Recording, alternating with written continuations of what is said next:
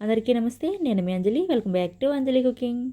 ఇవాళ మన వీడియోలో గోధుమ పిండితో చపాతీ చేసినంత ఈజీగా, కొత్తగా అందరికీ నచ్చేలాగా, నోటికి రుచిగా నిమిషాల్లో అయిపోయే స్నాక్ రెసిపీని మీతో షేర్ చేస్తున్నాను. పిల్లల స్నాక్స్ బాక్స్లోకైనా లేదా ఈవినింగ్ టీ టైంలోకైనా బెస్ట్ స్నాక్ అండి.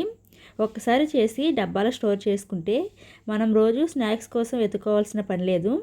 ఎప్పుడు కావాలంటే అప్పుడు తినేయొచ్చు. చాలా సింపుల్గా చేసుకోవచ్చండి. పెద్ద శ్రమ కూడా పడాల్సిన పని లేదు. కేవలం 10-15 నిమిషాలు అయితే ఈజీగా చేసుకోవచ్చు. మరి ఇక లేట్ చేయకుండా రెసిపీ ప్రాసెస్ ఏంటో చూసేయండి. ముందుగా ఒక మిక్సింగ్ బౌల్ తీసుకొని అందులోకి ఒక 2 కప్పుల దాకా గోధుమ పిండి తీసుకోవాలి. నెక్స్ట్ ఇందులో ఒక 2 టీ స్పూన్ల దాకా బొంబాయి రవ్వ వేసుకోండి. అలాగే ఒక టీ స్పూన్ దాకా వాముని చేతిలోకి తీసుకొని క్రష్ చేసుకొని వేసుకోండి. స్నాక్లోకి వాము వేయడం వల్ల టేస్ట్ బాగుంటుందండి. అలాగే పావు టీ స్పూన్ దాకా పసుపు, అర టీ స్పూన్ దాకా ఉప్పు మీరు మీ రుచికి సరిపడా వేసుకోండి. నాకైతే ఈ హాఫ్ టీ స్పూన్ ఉప్పు అయితే కరెక్ట్గా సరిపోయింది. అలాగే స్నాక్స్ క్రంచీగా రావడానికి ఒక 2 టీ స్పూన్ల దాకా ఆయిల్ వేసుకోండి. ఆయిల్ వేసుకొని ఆయిల్ని పిండికి బాగా పట్టించండి. మీరు ఈ ఆయిల్ ప్లేస్లో బటర్ అయినా వేసుకోవచ్చండి. పిండికి ఆయిల్ని పట్టించిన తర్వాత నెక్స్ట్ ఇందులో ఒక అర టీ స్పూన్ దాకా కలోంజీ సీడ్స్ వేసుకోండి. ఈ కలోంజీ సీడ్స్ లేకపోతే వీటి ప్లేస్లో నల్ల నువ్వులైనా వేసుకోవచ్చు. ఇవి కూడా వేసి బాగా కలిపిన తర్వాత ఒక కప్పు నీళ్లు తీసుకొని కొద్ది కొద్దిగా పోసుకుంటూ పిండి ముద్ద అయ్యేదాకా కలపండి. పిండి కన్సిస్టెన్సీ అనేది మనం చపాతీకి ఎలాగైతే కలుపుకుంటామో సేమ్ అదే విధంగా కలుపుకోవాలి. ఒక్కసారి ఇలా ముద్ద అయ్యాక పిండిని చేత్తో బాగా ప్రెస్ చేసుకుంటూ కలుపుకోవాలి. ఇలా కలపడం వల్ల పిండి సాఫ్ట్గా అవుతుందండి. సో చూసారు కదా, పిండిని ఇలా కలుపుకొని మూత పెట్టి 10 నిమిషాలు రెస్ట్ ఇవ్వండి. 10 నిమిషాల తర్వాత మూత తీసి మళ్ళీ ఒకసారి పిండిని కలుపుకోవాలి. పిండిని బాగా కలిపిన తర్వాత ఈ పిండి ముద్దని 3 పిండి ముద్దలుగా డివైడ్ చేసుకోవాలి.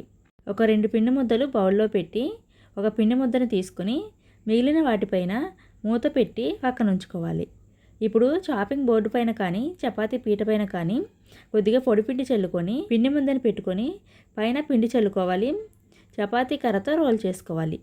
మధ్యలో కూడా అవసరమైతే పిండి చల్లుకుంటూ రోల్ చేసుకోండి. అలాగే మందం కూడా చపాతీకి ఎంత మందంగా అయితే రోల్ చేసుకుంటామో అంతే మందంగా రోల్ చేసుకోవాలి. ఇలా చపాతీ అంతా మందంగా రోల్ చేసుకొని ఇక నేను ఎలాగైతే కట్ చేస్తున్నానో సేమ్ మీరు కూడా ఇదే విధంగా కట్ చేసుకోండి. కొద్ది కొద్దిగా గ్యాప్ ఇస్తూ కట్ చేసుకోవాలి. అర ఇంచు గ్యాప్తో నిలువుగా కట్ చేసిన తర్వాత మళ్ళీ అడ్డంగా కట్ చేసుకోండి.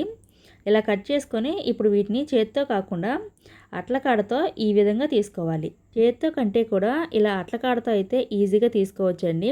ఇలా కట్ చేసిన పీసెస్ అన్నింటినీ కూడా తీసి ఒకే ప్లేట్లోకి వేసుకోండి. సేమ్ ఇదే విధంగా మిగిలిన 2 పిండి ముద్దలు కూడా చపాతీ అంత మందంగా రోల్ చేసుకొని ఇలా కట్ చేసుకొని అట్లకాడతో తీసి ఒకే ప్లేట్లోకి వేసుకోండి. ఇప్పుడు వీటిని ఎలా ఫ్రై చేసుకోవాలో చూద్దాము. అందుకోసం స్టవ్ ఆన్ చేసి స్టవ్ మీద టీ ఫ్రైకి సరిపడా ఆయిల్ పెట్టి ఆయిల్ని బాగా వేడి చేసుకోవాలి. ఆయిల్ వేడయ్యాక మనం కట్ చేసిన పీసెస్ని కడాయికి సరిపడా వేసి ఫ్రై చేసుకోవాలి. ఒక్కొక్కటిగా వేయటం కంటే ఒక 10-20 దాకా ఒకేసారి వేసుకోండి. ఆయిల్లో వేసిన తర్వాత విడిపోతాయి.